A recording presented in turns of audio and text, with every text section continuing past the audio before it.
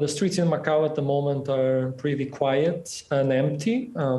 Most of the people are respecting the rules requested by Macau authorities to stay home and avoid leaving the house apart from some essential activities like buying groceries or carrying out tests, COVID tests.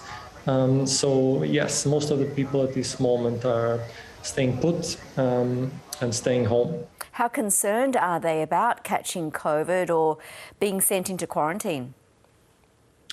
At the moment, cases are dropping in the city. They reach almost as high as 150, the daily average last week, but they were dropping before the lockdown was even imposed to about 90 a day. And since the lockdown was initiated on Monday, on July 11th, we're in the third day of lockdown, and they've dropped to 32 cases, which is the lowest we've had since June 22.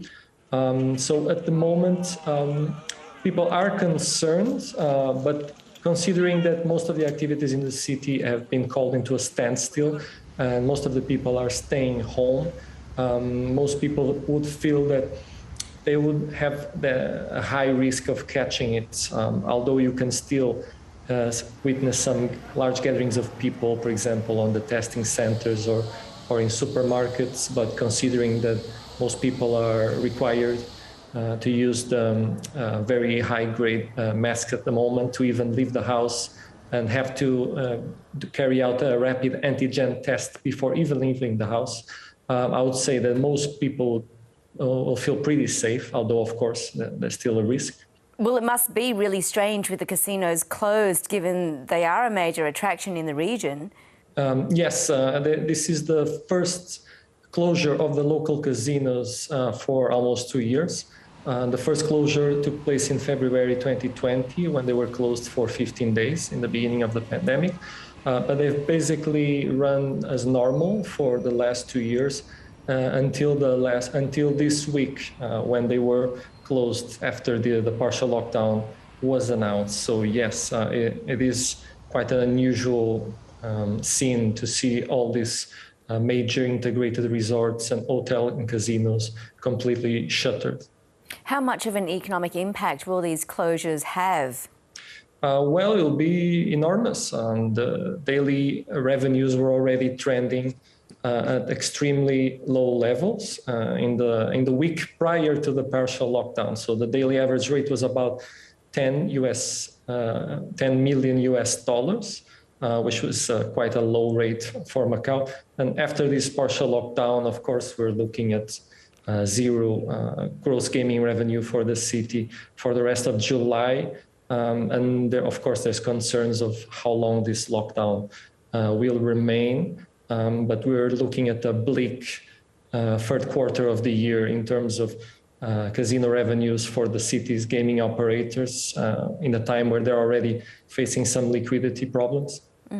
Meanwhile, mainland China is also facing a new surge in cases. Which areas are most impacted?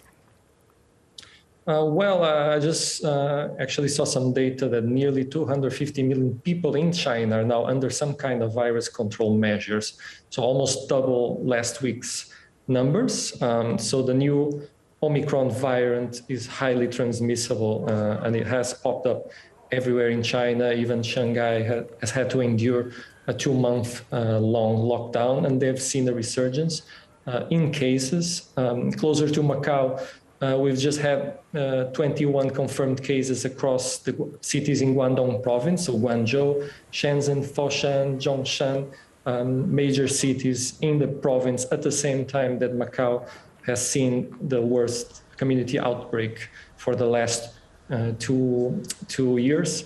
So yes, we can see a resurgence of the new Omicron strain all over China, and is really putting a strain on the country's economy at the moment. And like you said, Shanghai came out of lockdown not too long ago. How strict are the measures there now? I understand they're facing another mass testing campaign.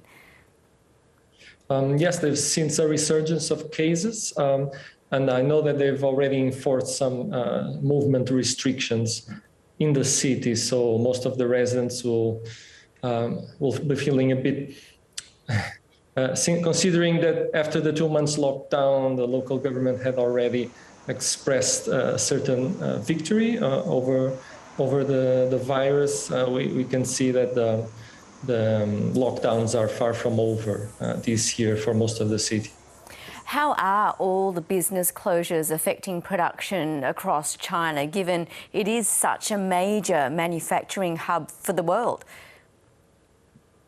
Well, it had a major impact. The Chinese economic expansion slumped in the second quarter to levels that have not been seen since early 2020 on the worst stages of the pandemic.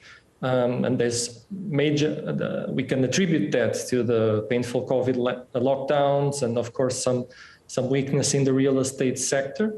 And the Chinese government has placed a very ambitious target for this year of around 5.5%, which is now will be called, there'll be some doubts if it's possible to reach that goal this year. But China's policymakers still want a balance of zero COVID and economic growth at the same time, as they made clear during the April's Politburo meeting. So we can see that until the end of the year, until the great conferences in Beijing in November, I can expect the strict measures to continue, but there could be a reframe of how they define zero COVID or dynamic zero COVID. So there might be a certain relaxation of the policies to reduce the impact on their economy, but obviously, we won't see a huge relaxation of measures as we've seen in the rest of the world this year. Nelson Moura, good to talk. Thank you. Always a pleasure. Thanks a lot.